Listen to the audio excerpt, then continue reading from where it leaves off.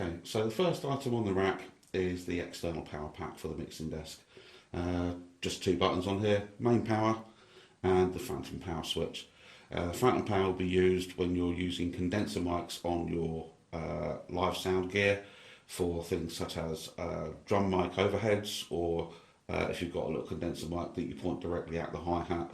If you're in a larger venue, you may want to do that because hi-hats won't be picked up that much by an overhead mic.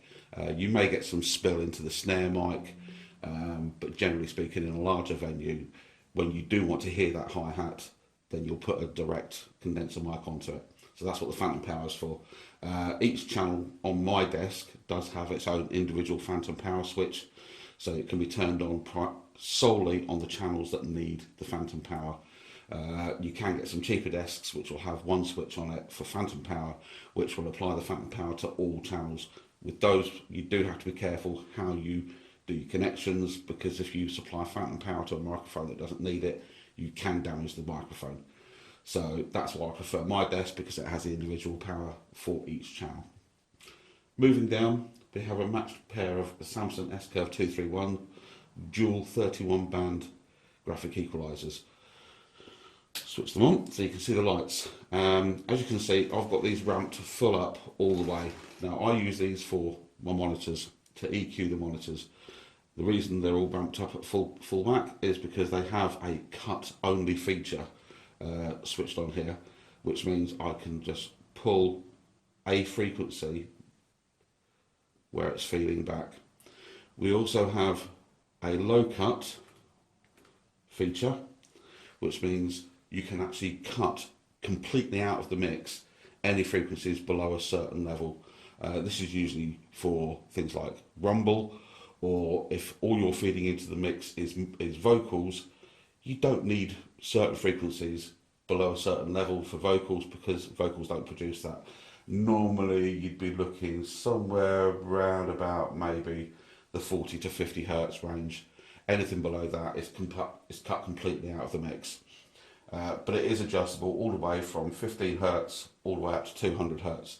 I've never really known to get rumble or feedback at that sort of frequency, but it does make the vocals clearer in a monitor mix if you cut out the lower frequencies. We also have a range button, either 6 dB, or if it's out, it's 12 dB. This denotes how much each one of these notches cuts the signal down by. I like to use it on the 6 dB button because it gives you a slightly finer control of how much you are cutting that particular frequency down by. And the last button on here is the equalizer in or out button. So as you can see, I've switched it on, all the lights come on. That means the equalizer is active, and any changes I make here will affect the sound coming out of the monitors. Switch it out, the lights go off, the equalizer is inactive, the signal chain is bypassing the EQ and going straight to the monitor wedges. So this lets you then, the artist on stage, have a direct comparison listen between non-EQ'd and EQ'd sound. Normally, if you've EQ'd the wedges to the point of no feedback and you switch the equalizer off again, you'll probably get some squealing feedback from the monitor wedges. Switch it back on, EQ gone. If you need to kill the monitors on stage for any reason, easiest way to do it is pull the channel level right down to off, and that will kill all the signal going through the monitors. But, there we go. So that is basically the monitors EQs.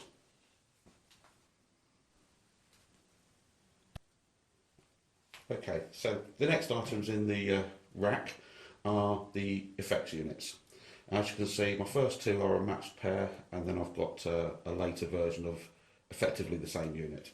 The first two I use for my vocal effects, so switch them on. As you can see, one is program 8 and one is program 29. So that's my reverb effect, and that is my delay effect, which I will use solely on vocals. The actual length of those effects is adjustable. using your programs and your dials so you can adjust how much reverb and how much delay you want for the particular venue you're in. Larger venues may not require as much because you'll have a natural reverb and delay within the venue. Smaller venues like small pubs or clubs, you may want to use more to create the effect of a large hall. Okay, so that's those two. The third one, this is one that I use in conjunction with another effect further down the rack, and this I use for a gated reverb for use on snare drums, just to give that punchy snap with a tiny little bit of overring on a snare drum, the sort of sound that you'll hear on traditional AOR rock tracks. If you go back and listen to something like Here I Go Again by Whitesnake, they'll have used the gated reverb on the snare. So that's basically my effects units, what they're for and where I use them. Okay, so the next three items in the rack are all basically the same type of product, just varying ages of the units. So the first one is the 1600, then the 2100, then the 2200, basically as the manufacturer progressed through making the product better and better. They're all compressors or limiters or gates, depending on what you want to call them and how they're being utilised.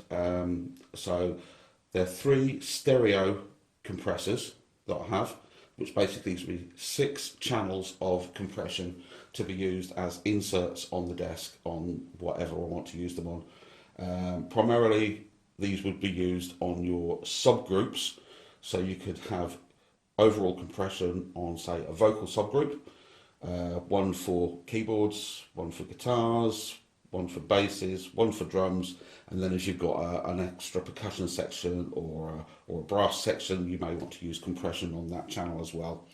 So you've obviously got your threshold, you've got your attack, your release, your output, so you can actually increase the output. If your compression is quite heavy, you can increase the output so that your output is at a similar volume level or amplitude level to your input as well.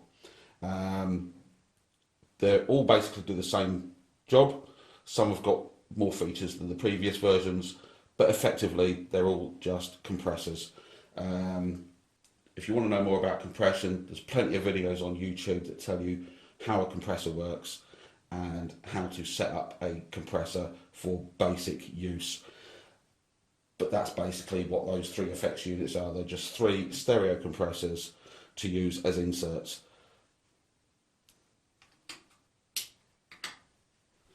Okay, so the next 2 items in the rack are my quad noise gates, which basically gives me 8 channels of gating. Switch them on so you can see lots of fairy lights, looks good in the dark. Each one will create a gate which will stop the signal being processed through to the front of house speakers. If the incoming signal is too low, the gate will close, the signal chain will be cut, and nothing from that input source will be fed through to the outgoing speakers. Once it reaches the threshold level, the gate is opened, the signal is allowed to pass through. Use these primarily on the drums. They do have what's called a side chain input on each channel of the gate.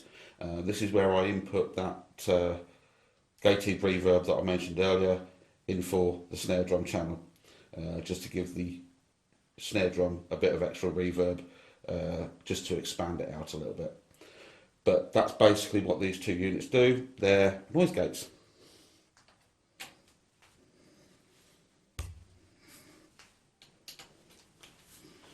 Okay, so the last 2 items in the rack, and one of them is probably the most important piece on the entire system, are my front of house graphic equalizer and my crossover, which I'll just switch on. Okay, so as you can see, like the S curves that I've got at the top of the rack, they're 31 bands per channel. Again, like the ones at the top, they have a 6 dB or 12 dB range for fine or coarse adjustment of each frequency that you want to cut or boost. We have the IO meter switch, which allows this to actively, while there is sound being processed through it, let you know where frequencies are dancing around on the system. We also have the audio in-out button as the one at the top, which basically allows you to switch the EQ in or switch the EQ out, so you can do direct comparison listen when you are EQing the room. This is the first piece of audio processing equipment that the sound from your desk will hit before it goes to your speakers as a direct signal out from the desk. From here it gets fed into the crossover.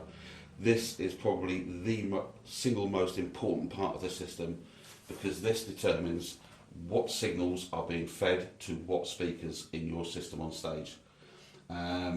This particular one can be used either in stereo, in which case it runs a two-way speaker split system, or if it's used as a mono one, it can be run three ways, so that would be for a tri-amp system, which we would use for subs, mids and tops. This particular one is being run in stereo because my mids and top cabs are a combined unit, so I have a bi-amp system or 2-amp system in my setup. As you can see, we've got 4 mute buttons for left and right, and those are for your highs and lows on each channel. I do have a separate CD that I have loaded with just pink noise, which I use for signal chain check. So I individually, one at a time, unmute the channels on the crossover to make sure that the correct signal is being sent to the correct speaker. The reason I use a CD with just pink noise on it is pink noise creates the entire frequency range at an equal level across all frequencies. So it allows me to perfectly check that the correct frequencies are being sent to the correct speakers. From here it goes down the multi-core to the stage and fed into the amplifiers, which I will go into on another video. We have our crossover frequency, which allows us to determine at which point in the frequency range the signal is split between your bass speakers and the rest of your system. And you also have gain or cuts, depending on how you want to do this, for your highs and lows. So you may want to slightly boost your lows and slightly cut your highs, because high frequencies have a tendency to travel further and sound louder. So you may want to cut the output of your high frequencies but boost your low frequencies. Throughout the evening, as bodies in the room fill up, you may want to increase your high output, because the human body tends to absorb the higher frequencies. So those standing further away from the sound source will hear more bass frequency than top end frequency. But that's basically what the crossover does. And why I use an EQ down here as well. Okay, just as an additional, this is a rack with just 1 or 2 extra spare effects that I carry, just in case anything in my main rack fails during the course of an evening. So I have a spare graphic equalizer, I have a spare effects unit, and most importantly, I carry a spare crossover.